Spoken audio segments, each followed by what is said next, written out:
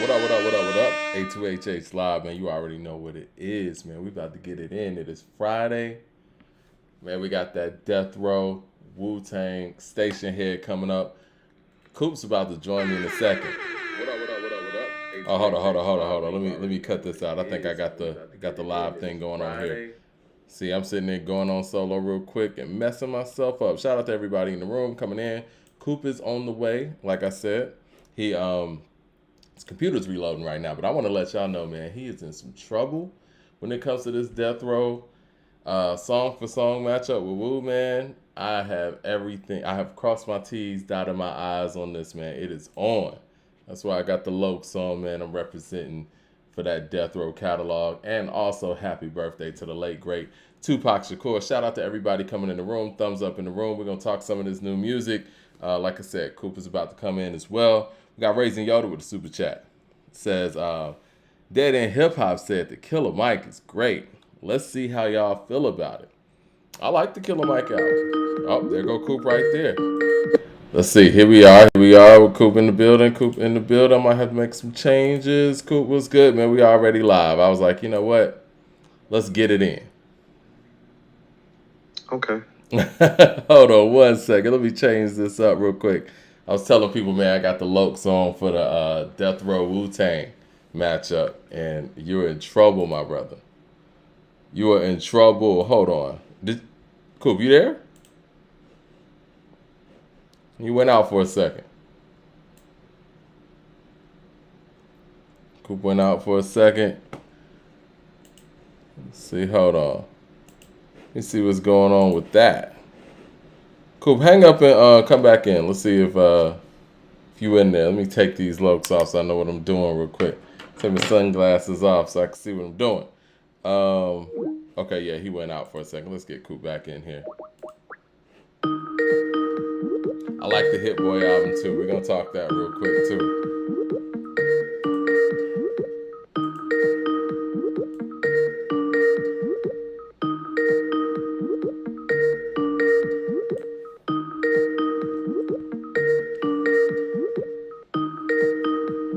Huh.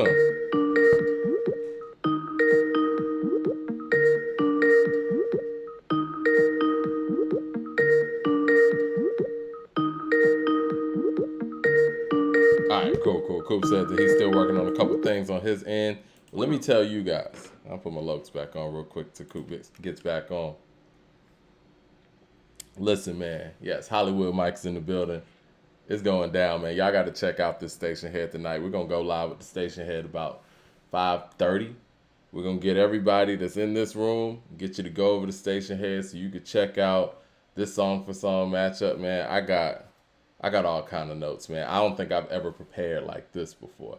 So I got to represent for Death Row, especially on Pac's birthday too.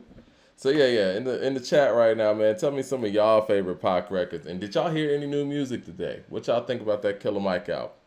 What y'all think about Hit Boy and the Big Hit album? Shit, I'm gonna keep it real, man. I even like the record that Doja Cat put out today. She's spitting.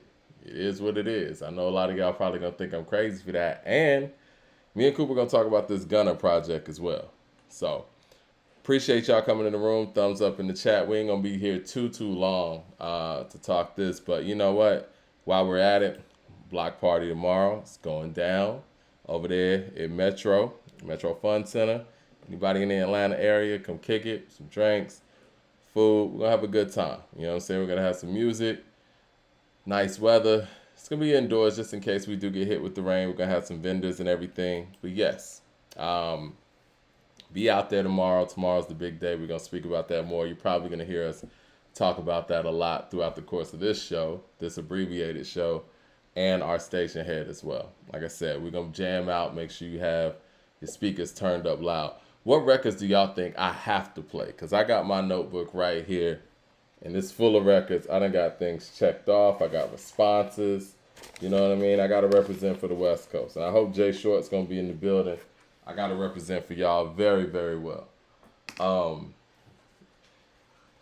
Not debating on what I'm starting off on. I think I know what I'm starting off on when it comes to my Death Row catalog. But I'm kind of debating what my second song is going to be. Kind of debating how I'm going to start off each round. I mean, you got to plan these things out. So that was planned. I mean, I had the Future thing planned out because I was against the gun on that as well. But I think I ended up beating Drake. Most of y'all said that ended up beating Drake with the Future catalog. But still, I can't play around with Wu-Tang. Wu-Tang could sneak up on you. What did y'all think about the Killer Mike album, Michael? Because I liked it. I think it was a well put together effort. Some people are saying that this is Killer Mike's best album. What do y'all think? Do y'all think that this is Killer Mike's best full body of work? They say I gotta play. Okay. Y'all think I gotta play You Can't See Me? Because I was on the fence with You Can't See Me. I'm not even gonna lie. I'll go ahead and some of the records that I'm on the fence on. And these are records that I got to the side. And I'm just going to say this right now since we're so close to the competition.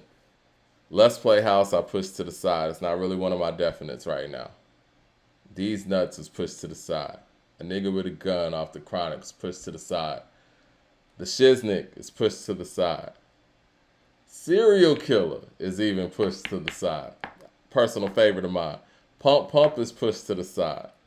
Pac's All Eyes on Me song is pushed to the side for now. Bomb First and Against All Odds as well. We're talking about Pac is pushed to the side currently. And get this, Bitches Ain't Shit is even pushed to the side. That's how deep Death Row's catalog is. So his album's crazy. Y'all think Killer Mike got the best album? Is this album of the year so far?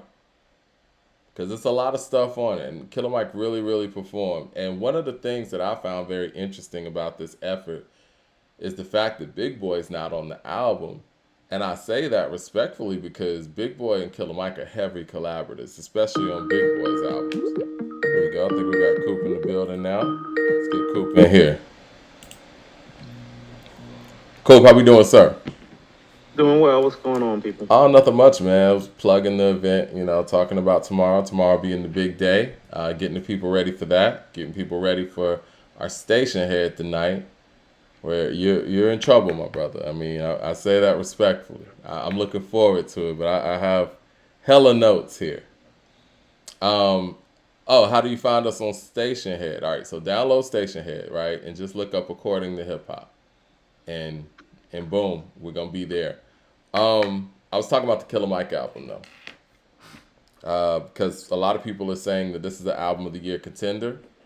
And one of my notes, or one of my first notes that I was going to speak to is the fact that it's interesting, and I say this in a good way, really, that Big Boy is not on this album. And because I know Big Boy and Killer Mike are real heavy collaborators on every Big Boy effort, Run the Jewels effort pretty much, and Killer Mike effort. And Killer Mike really showed who he is as an MC on this effort. I think it's his best album. What were your thoughts on this album?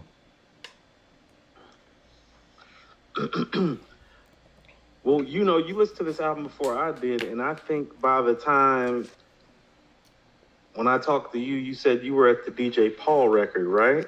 Uh-huh. Yep. Well, I had trepidation about the album based on your response to it, because when I asked you what you thought of it at the time, you were like, it's good.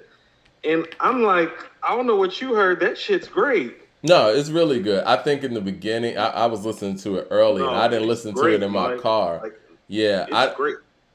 Let me tell you where I was listening to the first couple of songs. I was listening to it in my shower without the speakers, and it was like through my phone. And then when I got in the car and listened to it and rode to it from beginning to end, it's a very, very strong album. I think it's his best album, personally. Not even it's unquestionably his best album. Okay. It's a pretty great piece of work. I was astonished first of all at some of the rhetoric, because you can tell that he's received some backlash for the first time in his career and has responded so in kind. We've had some critical things to say. I don't take back shit that I said. I don't care how dope your records are. I don't take back a damn thing I said. I mean, when you're right, you're right. You know what I'm saying? Right, and I think he's been listening. Yeah, Like, Yeah. I like the rhetoric because at least he's addressing some of the things. I don't agree with his standpoint because his standpoint is still ain't did nothing. And it's like, oh, okay. But Yeah. I mean, you could tell he's listening to the grassroots and their criticisms and stuff too. I mean, the Even criticisms though are valid, but the music is dope. even though some of his responses he's responding to in a vague manner as well. You know. Well, that's because, like I said, because the criticisms are valid, but the music is dope. Yeah, it is. And I like the fact that at least he is addressing it, albeit vague. The production is there. I mean, some of the subject matter, Mike, like the song about his mother and his grandmother, like, it's like, no, I was impressed, Mike. I was Even when impressed he's too. talking about the junkie song where he's talking about the first time he hit a lace blunt. I was just about to talk about that record, and the fact that he put Fabo on it, I think is very, very interesting, very dope. Um, Yep. and I brought up the Big Boy thing because I feel like him and Big Boy, to a certain extent, Killer Mike really became prominent around the time when Andre was kind of getting away from the Cass brand.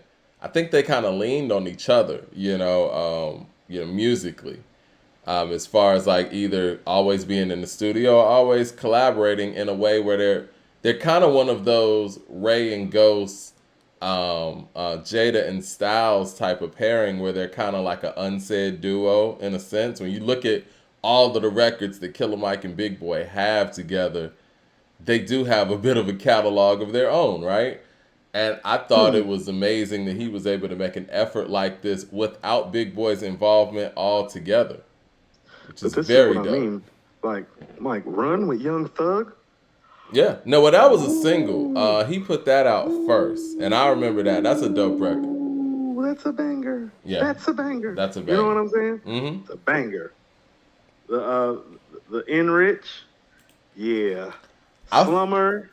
I mean, I'm not gonna lie. Like, first of all, in the flow of this album, scientists and engineers sound much better. It does. It's still one of the it's still one of the 2 or 3 weaker songs on this project. But that's more of a glory to the project than a knock on that record. I was gonna say he was able to make it fit. One of the things that I wanted to know, and maybe is like who executive produced this album, because it really feels very organized noise-ish when it comes to how it was put together, having a beginning, middle, and end. So I don't know if they did, but obviously he's been around their process, so the sequencing feels very organized noise-ish in a wonderful way. The sequencing on this album is beautiful. Right. It is. Like, every song is in its right place. I don't have any complaints about the sequence from listening to it twice so far. I'm trying to look on his Instagram and see who executive produced it. Does anybody in the chat know who executive produced it? Well, I guess my big question, since we're having an abbreviated show and we're about to move on to Station Head, and I think we really need to cover the music that came out today between this, Gunna, and Hit Boy and Big Hit. We definitely need to touch on a lot of this in depth on Monday. But based on what you heard from this album, do you think it's an album of the year candidate, and what do you got it looking like, as far as the grand scheme of hip-hop albums that have come out in 2023? Well, I think it's a little bit too soon to say that, especially with us having an abbreviated show. It'd be different if we were going more in depth. So it's like I don't want to really say anything too soon based on that. Right. I will tell you, I mean, it was album of the year contender by the time I got to the DJ Paul record. So it's like, it's not even a question about it being an album of the year contender. I want to listen to it again.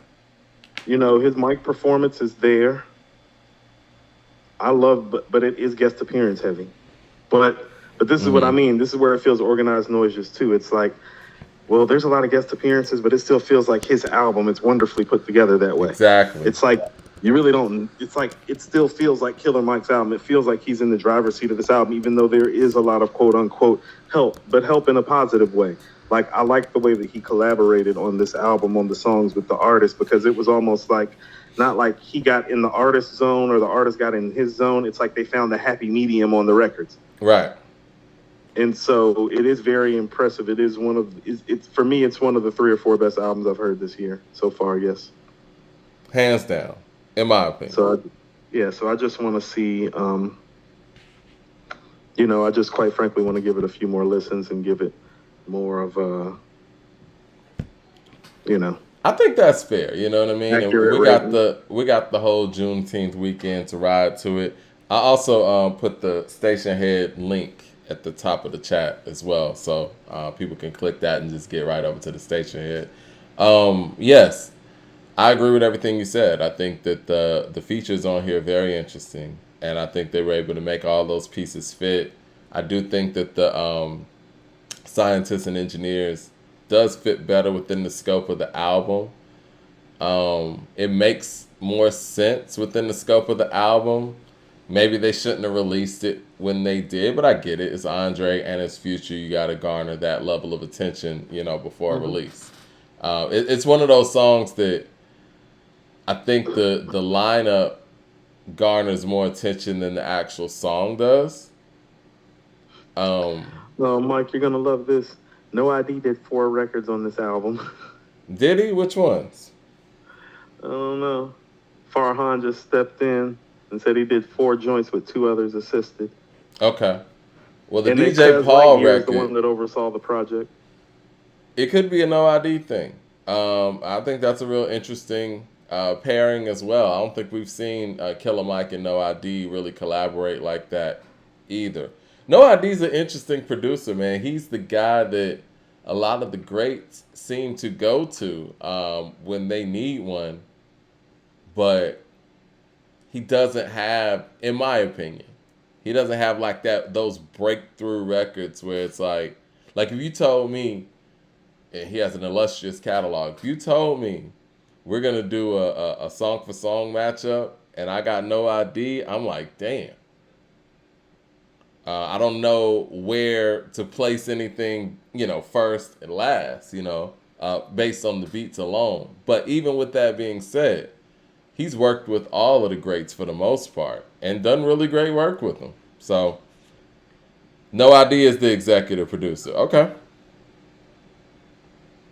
I think he may So have what say executive you about this produced. project, knowing that No ID is the executive producer? Because it's pretty impressive. It is. As far as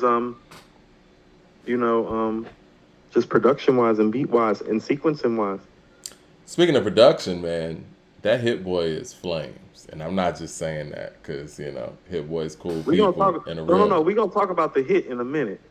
Hmm. But let's not. Don't try to skip over the greatness of No ID right now, Mike, because you've had a lot of Okay, criticism. yeah. No, Yeah, I've been very you critical. tried to slide, Mike. No, No I didn't slide. try to slide. I'm just saying, I know we got a few things on the bill today, but yeah, I mean, shout out to Mike. No You need to ID. talk about. Thank you. You need to give No ID. What I was about to tell you. You've just said some things about No ID, but what do you think about the fact that he's the executive producer of this project? I think Is it's this one of the possibly best. his best production job I think end to as an end, executive producer? as I got to figure out what all he's executive produced, but off the top of my head, I will say, yeah, this is probably one of his better, if not his best executive producing jobs. Mad Max in the super chat says, Killer Mike, shake my hand. You got album of the year. This is better than JID's album. Last year's Motherless is a 10 out of 10. I only have 4 songs that are 10s. J. Critch, Tackle Neek, Buck, Deserve It, Motherless, and YKWSF with Hit Boy. Okay. Motherless is impressive. Very impressive Motherless record. is Motherless is super impressive. Yeah, I'm about to look up all of the producers on this song, on this album. Actually, I'm trying to find it right now. Wikipedia ain't got it yet. It's got the tracks, but it doesn't have the producers of each record when I'm looking. Well, I mean, this ain't the CD era, and see, people wonder why producers in this era have to have a drop or have to say their name on records. This is why. Right. I will tell you this. The beginning of the record, first of all, I realized something too. Like, notice how this album is very Atlanta. Mm-hmm. But that is my problem with scientists and engineers. If he's the greatest MC that came out of this city and this album sounds like Atlanta, why can't he get on these Atlanta sounding records? You know what I'm saying? Because, like, think about this. CeeLo don't have no problem with it starting off the album. Big Boy's never had a problem with it with Killer Mike. Wouldn't there be the other guys? Same thing. Killer Mike and T.I. been working together for a long time. So Yeah. think about it. All other top dogs don't have no problem, you know what I'm saying, with riding to that ATL sound of music, including CeeLo. You know what I mean? Like, CeeLo Right. can be just as eccentric and hard to get as Dre. And so that's some of what I'm speaking to, because when I heard Down by Law, you know what I heard? It took me back to the nigga experience off Still Standing. That's what the intro reminded me of. I'm like, this is like the modern day version of that, especially how he emphasizes the N word, the same way CeeLo did on Still Standing to start off. And I thought it was ironic that it was like the same subject matter being approached 2 decades later, with CeeLo singing the hook to it, and it's Dungeon Family, of course. You know what I'm saying? You know, when I heard the track, and it's funny you speak of that record, I thought we were gonna get some bars from CeeLo. We could have, Yeah, because it's we right could've. up his pocket. Because It that's is. his theme from Still Standing, is it not? It is. That's why I was like, you know, I was waiting for those bars, but I get it. I think that the intro is perfect, actually. Jay Short with the super chat says, I think No ID's good. He just suffers from comparisons to greats like Dilla, Primo, and Pete Rock. Maybe it wasn't. Maybe he wasn't the problem on 444. Based on, I mean, you know, DJ Paul did talk that shit, but based on what Wikipedia currently says, they just have No ID down as the producer, which makes me feel like he probably had a hand in all these records and definitely is the executive producer of this project. He might have supreme clientele this project the way RZA did. As in, there's about 3 or 4 joints by the executive producer on there, but beats from everybody, and he just helped the artist put the project together. Truly. Well, truly, I think that he did an exceptional job, and this is definitely a candidate for Album of the Year. I can't wait till we really dig into this album more, because I feel like, you know, reviewing this album on Friday could be a you know, disservice to it. So maybe we need to ride to it a little bit. There's a lot of complex themes in there. I'm comfortable putting it right next to the Skis and the Love Me too. projects. But in saying that, this is what I mean about waiting to rate it now is like, well, I really didn't have anything to go off of with those 2 projects because they came apart. This project coming so fast now, right after the Love joint, after the Genius tape, it's kind of like, okay, let me listen to all 3 and start really organizing. I see somebody in the chat saying, not to interrupt you, they're saying that Killer Mike spoke on it through interviews. So I know he was on the Breakfast Club this morning. I haven't seen any of the interviews he did for this album. I know he did an interview with Zane Lowe, so I'll probably listen to those as well, take some notes on that, and kind of correlate those things with, you know, the album listening as well. So, but yeah, very good job all my life. for everybody involved in this project. They did a really good job. I will say that. The execution's there. Yes. You know, the features that we thought didn't make sense, they made sense within the scope of the whole project. Subject matter's there. The versatility's there. I think that's one of the things you and I speak of when we talk about music that's been coming out recently that a lot of hip-hop albums have kind of been missing, is that versatility, and he really showed that with a different array of sounds. And yeah, he took some chances. Even the I'll say that too about the scientists and engineers. He took the biggest chance on there, and I think he came out big on the record, in my opinion. I agree. Ready to talk about this? I like Future on the record, though. The record's not the same without Future. They need Future on that record. They need Future on that record. He's kind of the glue on that one. He's the glue on that joint. He is. Yeah. That record not working without Future. No, for real. Mad Max with the super chat says, Hit's album is dope. To Love His Pops, but the 2 explicit sexual songs gave me a thought as to why female rappers are not promoted, because I never want to hear Hit Boy's Pops rap about sex like that again. Mad Max with the uppercut. You know what? You ready to move on to the Hit Boy project?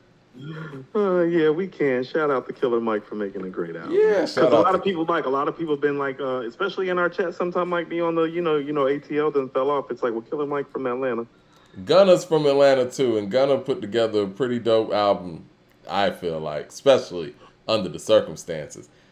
People are saying nothing but glowing things about the Gunna project. Let's get to the Hit Boy, and then we'll talk about Gunna before we get on Station Head. Okay. Trying to get 200 people up in the room. Like, what we looking like on people in the room? Because I feel like we need to jump to Station Head when we get about 200 people, because we need to like get these streams up. Like when we start doing these Station Heads more too. I don't want to see like 20 people in there. I want to see 200. Yeah, we need a bunch of people in that Station Head. We got like 130 something in here now. So thumbs up in the chat. We get up to 200. Yeah. We'll go ahead and get this Station Head thing started.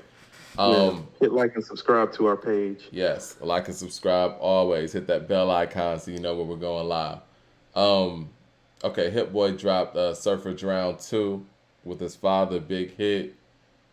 Listen, man, the production on there. Shit fire. Man, Hit Boy, man. Hit Boy's stupid. He is, These man. beats slap. So like he's right the now, best producer in the game. Metro, Alchemist, Hit. These have been our best producers the last 5 years.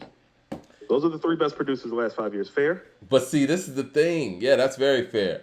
Hit Boy. Hit's wave is different. Hit Boy is a combination of them both in a sense where he can make commercially viable stuff and he can make shit for the heads too. You know what I'm saying? Like, so he's a little, and he can make albums. That's the other part that I feel like he knows how to separates you can him. Officially see. It's like, no, he knows how to put an album together, and it doesn't matter who he's working with. He knows how to put an album together. Yeah. It just happens to sound better when, he's working with the greatest MC of all time. It's supposed to sound better when you work with the greatest MC of all time. But if you go look at the stuff outside of that, it's like, oh, no. This is way better than Surfer Drown. I agree. I thought Surfer Drown was pretty solid. I think we gave it a 3.5. Yeah. So when I heard this, I was like, well, this is an easy 4. Yeah.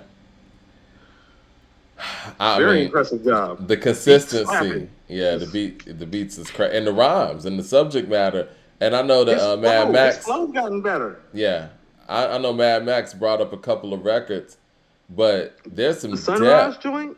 Yeah, there's some depth to the lyrical ability, and there's some depth to the content as well. Like, I mean, so the producer, rapper bar is Kanye, right?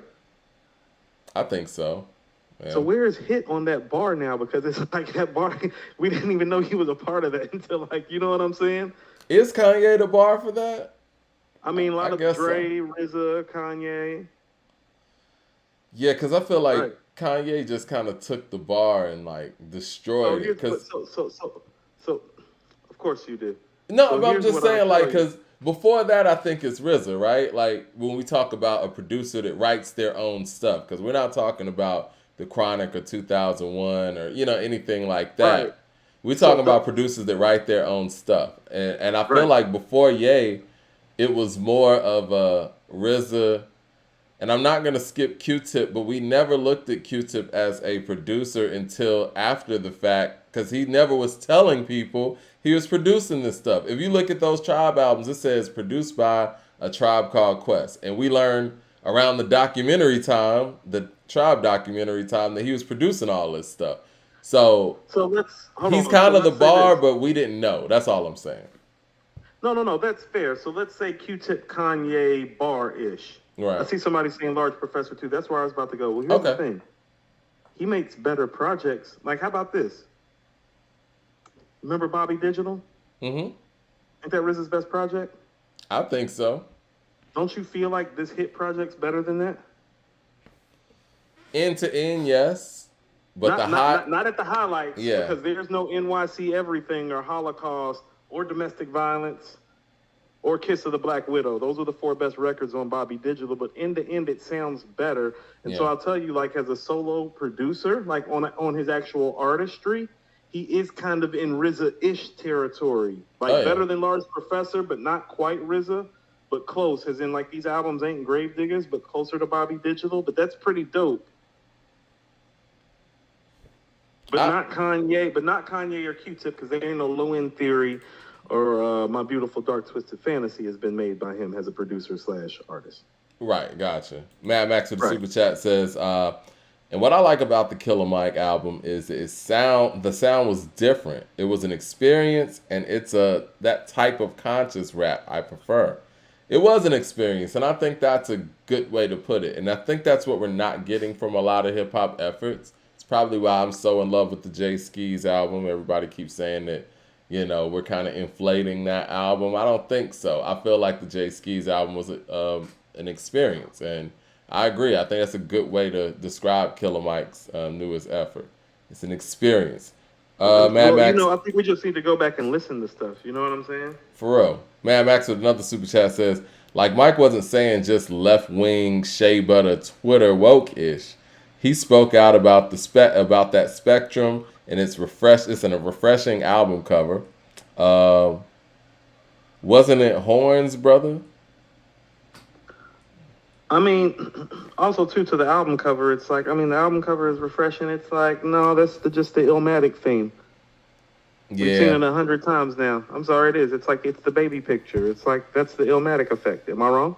No, we've seen that a lot. Mad Max with the super chat says, "Nah, Big Hit is nice. I like him. He sounds like a real West Coast hood legend. But I never want to hear them two tracks. Just know I was uncomfortable." Look here, Pops. Pops did almost a decade. That ain't a nap. That's a real stretch. You know what I mean? So it's like, swerve. Yeah, but we got to speak about that in length, and I think that an album like that dropping before Father's Day. I mean, what's a better Father's Day gift than that, man? Like, yeah, I wish I could drop an album with my father. That's dope. Right. So check this out. My father actually is on me and my cousin Mario's first album, our Devil's Advocate project that I did before I started doing my solo material. My pops actually did an interlude called the Hustlers Convention that we actually have on record. So I do have my pops on me and my cousin's like underground album. Like this is like, oh shit, when did I move down here? This is like 02, 01, 02? That's dope. Yeah, but we got my pops on record. That's stuff that lives forever, you know what I'm saying? Yeah, and that's right here is a special moment for I got a song with my brother who started Black Dad Gang. Like Rico used to flow. Like Rico's sick. Like Rico nice. And we got a record together, but we got our other brothers talking on the record. Like our oldest brother's talking at the beginning. Mm-hmm. And on another record, his twin brother's talking on the record. So I do have like some of that family stuff recorded. My cousin Six just got it all. Well, it's recorded. It's somewhere, you know. Mm-hmm. It matters too. You look back and be like, "Oh yeah, I did that with my fam." Yeah, that's incredible. And shout out to them for being able to do that. Number one, and being able to get that done in such a quick turnaround too. This makes me look forward to Benny's project even more. You know, Hit Boy is on. Oh, if he's making beats like this, yeah. Yeah, Hit Boy is on it right now. He's in a rare zone. And I think that in hip-hop, sometimes we're so focused on the nostalgia and certain eras that we're not recognizing greatness while it's happening. We need to sit back and really recognize and appreciate the greatness that Hit Boy is putting forth in hip-hop in the past, 4 or 5 years, would you say? Well, you want to know what's crazy is that usually somebody doesn't go on a run like this production-wise this late. And listen to what I'm saying is like, he's kind of been big early, but he's kind of been great late. It's like, I've said this, that's why I was like, no, I didn't even know if he was top 25 3 or 4 years ago. Because he's done like a lot of great stuff, but I don't know how consistently great he's been. But the last 4 or 5 years, Mike, you know what I'm saying? Yeah. For the things that he's done and what he's accomplished, for him to production-wise evolve into this great album-making producer. Because here's the thing about it.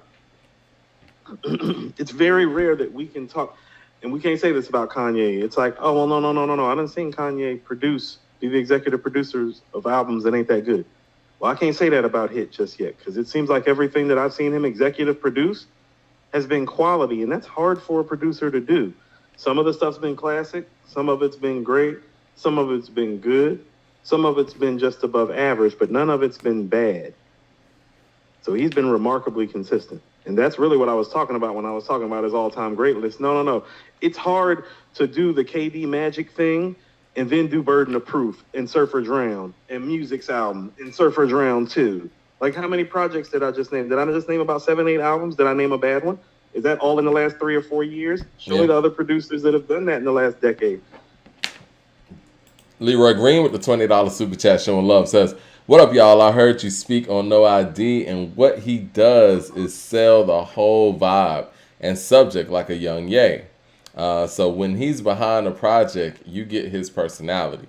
Common's suite is really No ID, hyping Common up to beef. LOL. You know what? I did like that album though. And a lot of people really overlooked The Dreamer, The Believer.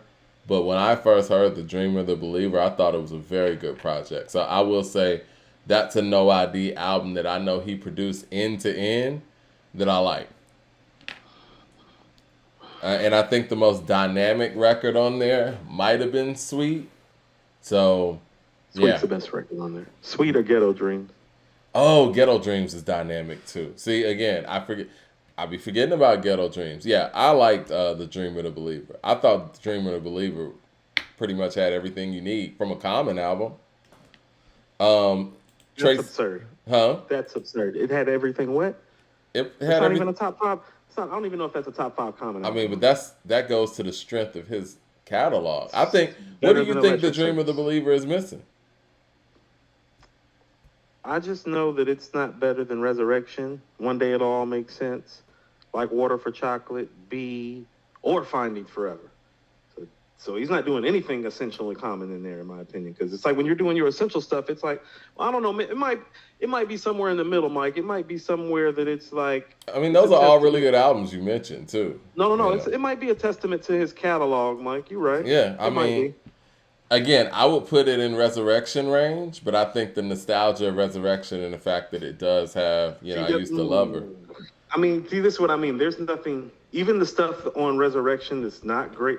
Like water, that's why it's like, no, like there's no watermelon on The Dreamer Believer where you're just like wildly entertained by the artist and just like their antics on the mic. You know what I'm saying? You didn't like Sweet and Ghetto Dreams? Those are the best ones. That's not enough to beat Resurrection. You don't think so? What about Blue Skies? Did you like that record? See, that's why I'm saying, like, I'm not big on that record. It's solid. It's good. I like Gold. I like Celebrate. I like The Believer with John Legend. I mean, it's predictable, but I don't like The Believer. Yeah. Tracy Suggs with the super chat says, Hit Boy's in a zone, hitting on all cylinders, definitely. Mad Max with the super chat says, Mike said the horns on the cover wasn't it. His perspective was the real conscious rap, not that Theo Huxtable, Talib stuff.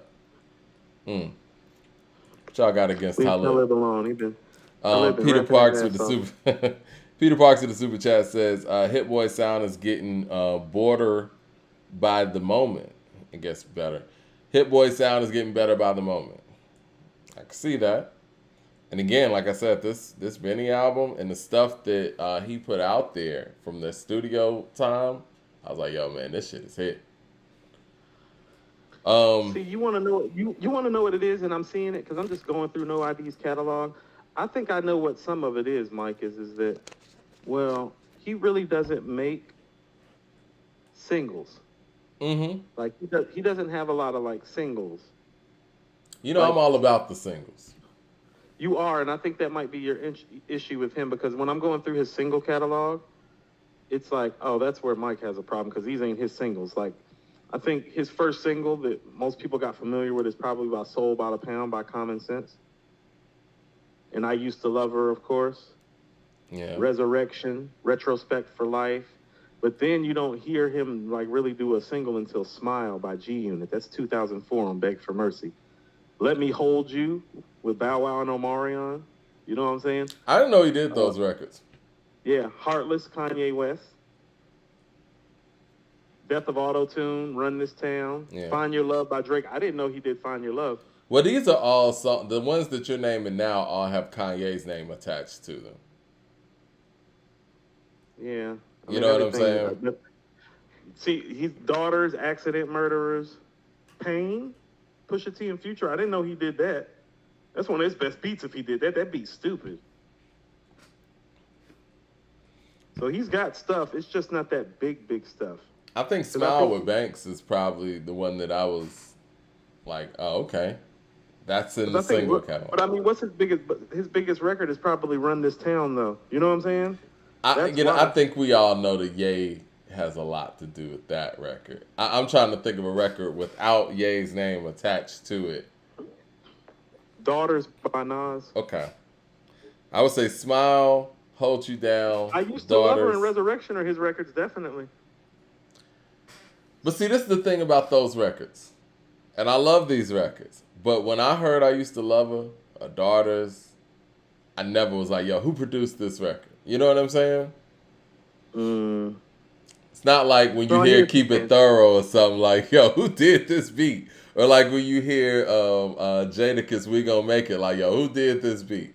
Right. No. I trust me. I understand exactly what you're They're saying. good songs. Now, I'm not knocking the songs or anything. I think, it's just really good, solid production that, and honestly, when it comes to the album making process, that's really what you might want to need. I mean, what you might want to go for, excuse me, so that you don't sound one dimensional. He definitely has range. I'll give him that. No ID's the one who signed Janae Aiko.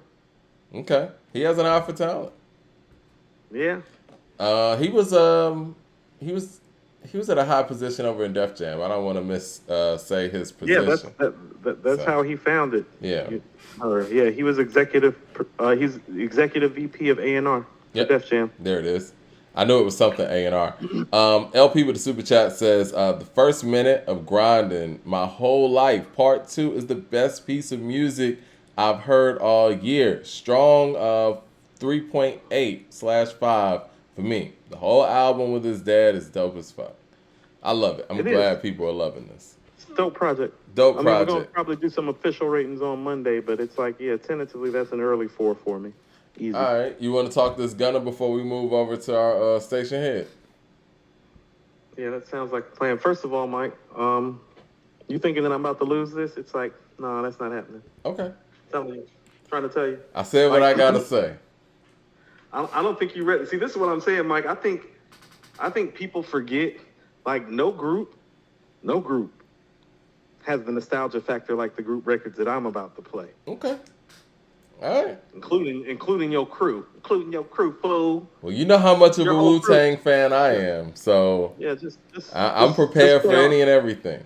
Just play all them 1994, 95 records, Mike. I got years worth of records. You got 94 and 95. I got 92 through 96. I will say that. So No, but Mike, this is what I keep trying to express to you is like, no, you don't. Like, The Chronic and Doggy Style are top 10 albums. So is Enter the Wu-Tang and the Purple Tape. okay. Yeah, I got top 10 albums over here too, buddy. Okay. And I got, But hey, see, how about you this, got Mike? albums. I got songs, man. No, that's what I'm saying, Mike. I got songs too. You just wait. You just wait. Are we going 21 deep? Let's go 21, just so there's no No, time. that's fine. 21, 20. I picked 50 records, Mike. It wasn't hard. I picked a lot of records too. This wasn't difficult at all. I didn't have to overthink anything. It's right there in your face. Okay. Gunna dropped his album. Hold on, Mike. Did you reach out to Station Head about us doing the joint Station Head so I can play my own records? I'm sorry. Okay, It's so convenient that you forgot that, Mike. no, Convenient that you keep forgetting that. during You the just station. you just said something about that. We didn't even we should have said something about that on the show Wednesday. You forgot to. Let's be real. I did. When I went back Okay. and listened to you on Station Head, I was like, Mike's still in control of the Station Head. He ain't reached out and talked to nobody. I forgot that you can actually call them and do that. So we have to. How does that work? We got to contact them ahead of time to do a joint Yeah, we station. just need to let them know. I think it's 3 business days before time. So it's like Tuesday. We should have let them know if we was going to do it today. Okay, It's all good. gotcha. I don't mind sending you the records. Okay, Because it's like, especially like in my case, like I'm letting you start off first for a reason. I'm starting off first, guys. Yeah, we flipped a coin on Wednesday's show. If you're watching Wednesday's show, Coop won the coin toss, and he elected for me to go first. I wanted to go first anyway, so I guess it worked out. Tracy Suggs with the super chat says, looking back, I just listened to KD3 again, and it's absolutely phenomenal. Nas is Nas, but the sound that Hit Boy orchestrated is phenomenal. I agree. I think that from what I've heard so far of Hit Boy's catalog and albums that he's produced from end to end, KD3 is the most impressive to me. As far as production, Mm-hmm. how about this? Because it's all over the place. It's his best. It's his best production job in terms of if you were to be like, well, what makes Hit Boy special as a producer? You could play that album and be like, yeah, because other producers from his era aren't producing stuff like this. Mm-hmm. But here's what I'll tell you, Mike. There's something special about, if you're familiar with Nas's catalog, how he got in Primo, Large Pro, and Q-Tip's pocket to make Magic. Very impressive. There's something special about how he jumped in their wavelength to give that to Nas. Like, I'm never going to forget that, because I'm like, hold on. I'm like, why is this nigga making beats like Large Professor and Q-Tip? Mm-hmm. You know what I'm saying? Like, yeah. For real, Mike. Like, why does it sound like some Primo shit? Like, for real. Like, why do Wave God sound like some Primo shit for real minus the scratches? It's like, so I'm never going to forget the fact that he was able to do that, but just like on some producer, like quality, ingenuity type stuff, it's KD3. But like Magic is pretty special too. Yeah, I agree. Magic is special. And, when I heard Surfer Drown too, I know we're about to talk about the Gunner real quick before we go on to the station head. But when I heard Surfer Drown too, I thought to myself, like, Hit Boy is an inspiring artist. You know what I mean? Like, when he comes in with, his production, it does remind me of a young Kanye, where Kanye would kind of hype everybody up by, what he was bringing to the table and paint a whole picture for artists. And you see the result of that. Like, when artists are working with him, their picture is full. You know what I'm saying? And he's able to hit you on all cylinders. Well, think about this. It's like, well, he's gotten to work up close with one of our 5 greatest producers ever, extensively, and in that process got to work with one of the 5 greatest MCs of all time, and that's Jay, and then got to work with another one. And so think about it, he spent a significant amount of time around Jay, Kanye, and Nas. Mm-hmm. Like, that's invaluable. And Kendrick too, if we want to be fair. You know what I'm saying? Like, that's had a lot of time. A lot of time. You don't think he's had enough time with Kendrick? Nipsey too. Like, Nip, he spent time with Nip. He probably spent more time with Nip than with Kendrick. Mad Max with the super chat says, an S/O MJ for being and shout out to MJ for being a majority black owner and now selling them with J. Cole as a minority owner. Now both of them need to teach Zion how to pimp discreetly. Shout out to Zion. Shout out to Michael Jordan. And definitely shout out to J. Cole. No, we're not shouting out Zion on this show. All right? What's wrong with Zion, man? He's just a young man making mistakes, man. It happens. Leroy. Blessed with the game. Always say the right line. Have a few prostitution if you knew the truth. They like pimps. You can't let them do it to you. She ain't no sucker. I know that. Man, she want to be a pretty woman loving a rich man. And here she come, drop top riding. You ain't no pimp, fake nigga, stop lying. Do I need to spit the rest of it out to you? Yeah, he having some issues out here. Hey, man, stick to the business. Customer. Think it's about cool. The real, because that live this pimp like street shit. Make the whole respect the game. You did what? You bought her diamonds and cars. Trick, that's a shame. He's Short 22. need to tell you again. He's Short 22. need to tell y'all again. Say what you want. But I still figure. Hey, man, you need customers, man. Leroy Green with the super chat says, Coop, we know Hit Boy dope, but in your heart, as a fan of the Moment of Truth and Illmatic, you know there's no greater for Nas than Primo. Peter Parks with the super chat says... Y'all are saying that? But y'all are saying that about 6 or 7 or 8 records, and that's not fair to Hit when he got 50 Nas records. You know what I'm saying? Making isolated records is way different than having to make a whole album. Look here. Listen to me, everybody. Get it through your head. Nas's greatest collaborator when it's said is done, his name is Hit Boy. You talking about 7 Primo records. It's true. I know the 7 records you talking about. Let it go, nigga. Now, I'm going to have to agree with you. I'm going to have to agree with you on that. New York State of Mind, Memory Lane, Represent. Nas is like New York State of Mind Part 2. Where am I at? I Gave You Power, Come and Get Me, Second Childhood. We talking about 8 songs? Yeah. We talking about 8 songs? Y'all better Unless you're stop talking that. about the most recent song as well, which I don't remember the name of. Was it Beat Breaks? Yeah. I'm talking about the song that everybody's talking about when they talking about that's his best collaborator. You talking about 8 records? Yeah, but Because even it, yeah. I can show you 5 records on each KD project and on Magic. That's what I'm saying. I can show you 5 records from each project. You understand that? It's not even close, man. I mean, he made 4 full projects with the man. It's different. He made 4 of his best projects. Peter Hello. Parks with the super chat says, even the way Hit Boy is using the drum patterns is getting more futuristic. Jermaine Johnson with the $20 super chat showing love. He says, do you know what's going on in this Black Star universe? They've been abruptly canceling shows. Talib's IG and Twitter account is suspended, and I'm a Luminary subscriber, and No Fear of Time has been deleted for over 2 weeks. Whoa! Ho, ho, ho, ho, ho, ho, ho, ho, ho. Is that true? No Fear of Time has been deleted for over 2 weeks on Luminary. That's bad business, guys. There really is. That is bad business, man. Come on, man. No explanation. Has Luminary, Jermaine Johnson, has Luminary actually issued any type of statement on this? Because a lot of people are on that platform, and many people, I'm sure, forgot that they even have subscriptions to the platform solely because of that album. And Talib's not on Twitter, or well, I know he got suspended from Twitter, period. And he's suspended from IG, so he can't really tell people what's going on. Come on, Black Star Universe. Let's get it together, man. Let's get it together, Black Star Mike Universe. B, what do you have to say about this?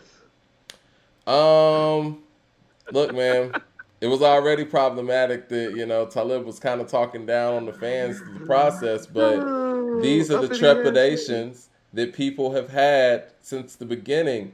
And when you want to sit here and put yourself over the fans, I hate to say it, fans, this is how you get screwed over by your artists, unfortunately. And that shouldn't happen, because the fans are here to support the artists, and the artists are here to support their fans, just like any other business, right? If you have a restaurant, I mean, they say the customer's always right for a reason. You want to make sure that your customers that are coming through those doors, spending money with you, are pleased with their experience. And I would have to ask Black Star fans, are you truly pleased with your experience of the access of the music? Right. Are you pleased with, shows being canceled? Like, come on, man. Customers first. That's all I say.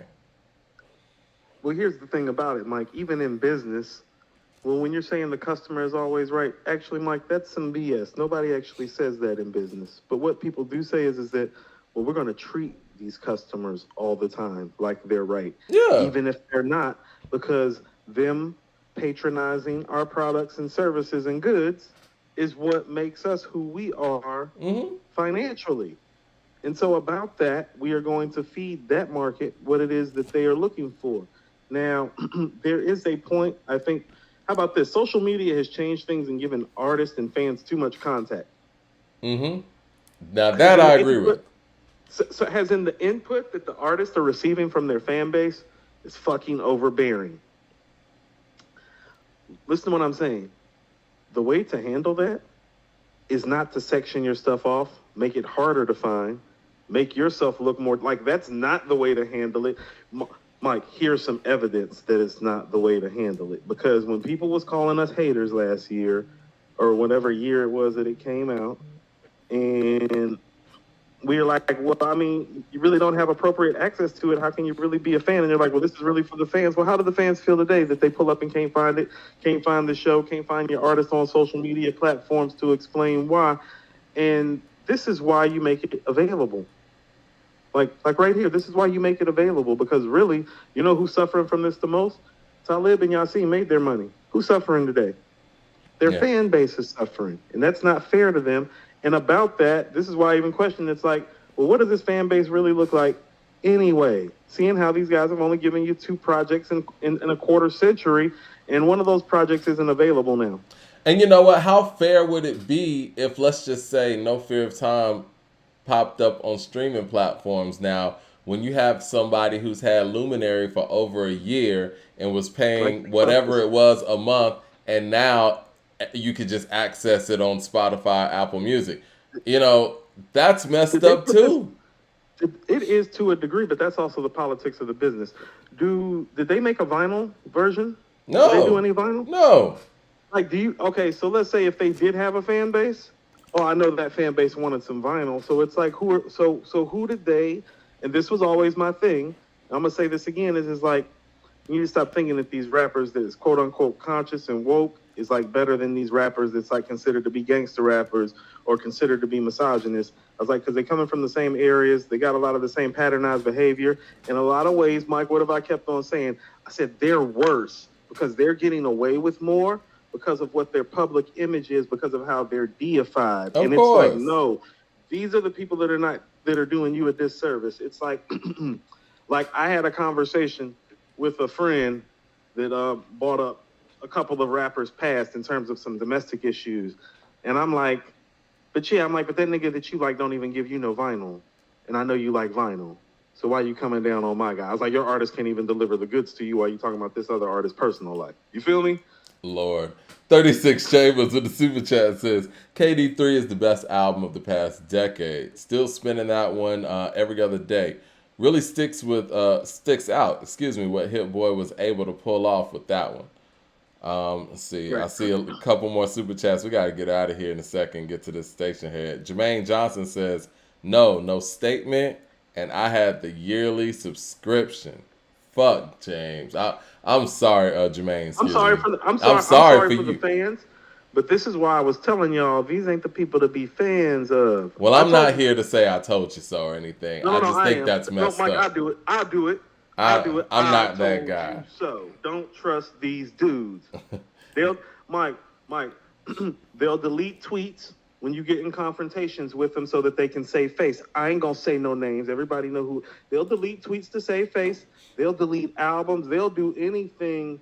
And y'all will sit up there and treat them like they somebody that they not. I'm trying to tell you, they ain't no different than me. And they ain't different. They ain't special. They not. The Raisin Head. Treating them like it. You need to stop treating them like it, and you need to start requiring of them the same basic stuff that we require of our other artists out here. There need to be extra requirements, basic requirements, as in, I'm a fan of yours. Can you make your material accessible for me to actually buy? Should I have the money to purchase it? Well, yes, I would, because you're a fan of mine. That shit ain't complicated. I mean, it was kind of the downside of the whole subscription model for something like this. Like, how are you going to do a subscription model and not do any merchandising or vinyl or anything else to actually capitalize on it and corner that market if that's what you're doing? It seems like a half-executed business plan. Like, my business mind is like, okay, you ain't do no vinyl.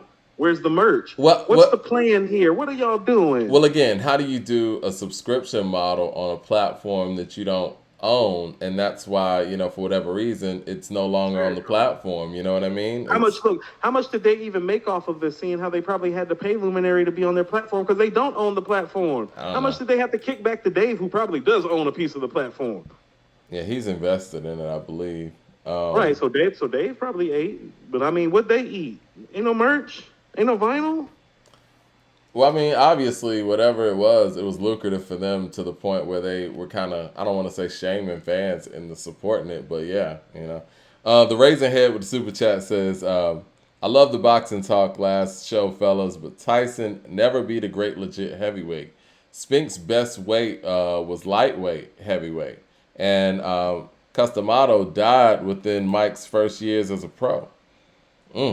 No, Mike went pro in like 86. I think Gus died like 89, 88. It was a couple years. He had Cuss for a couple years, it feels like, 2 or 3. LP with the super chat says, Little Brother's greater than Black Star. Of course. 36 Chambers with the $20 super chat showing love says, I went through other channels to get No Fear of Time since they don't want to release the album in an easy to access platform. I paid for Luminary and still do for other content, but that directly contradicts what Talib said.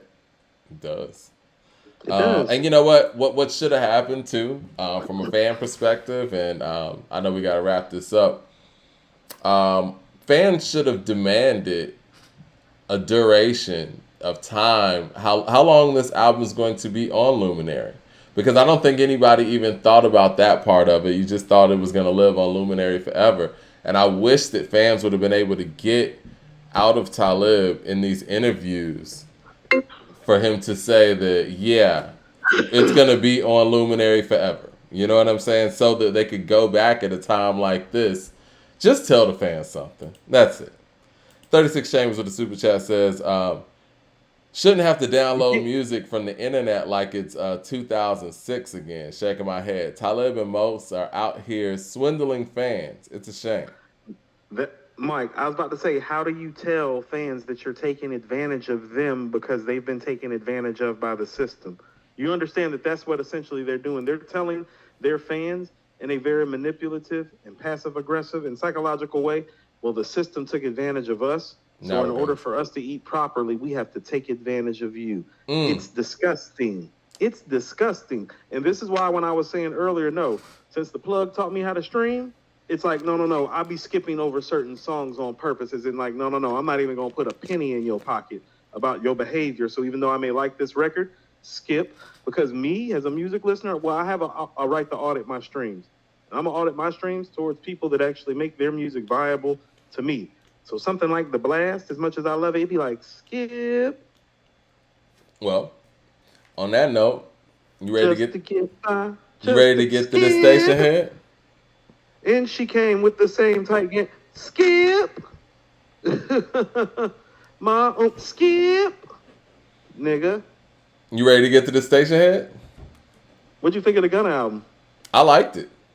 I think he did a really good job. Real quick, I think he did a really good job. Based on the fact that he didn't have any features. Streets ain't having it. People are liking it from what I'm seeing. Streets ain't having it. We'll see. We'll see. No, Mike, I had somebody tell me, he's like, hey, I was on Mike, he was like, don't be talking too much about the Gunna album, Coop. I was like, what kind of shit is that?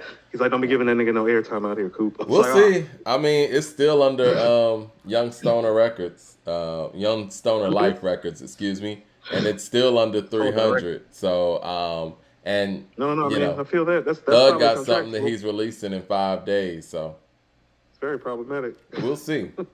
And as Thug said today on Instagram, business is business. So. No. All I'm saying is, and I'll just put it this way: I wouldn't be. I was told when I was outside.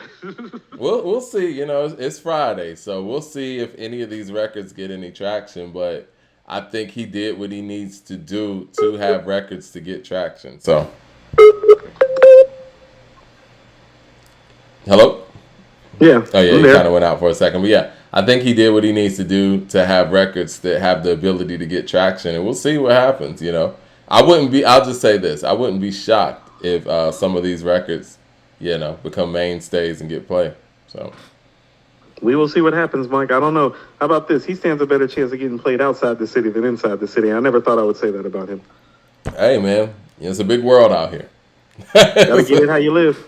Yeah. So, yes, we're about to head over to Station Head right now. We're about to do this Death Row versus Wu-Tang song-for-song matchup.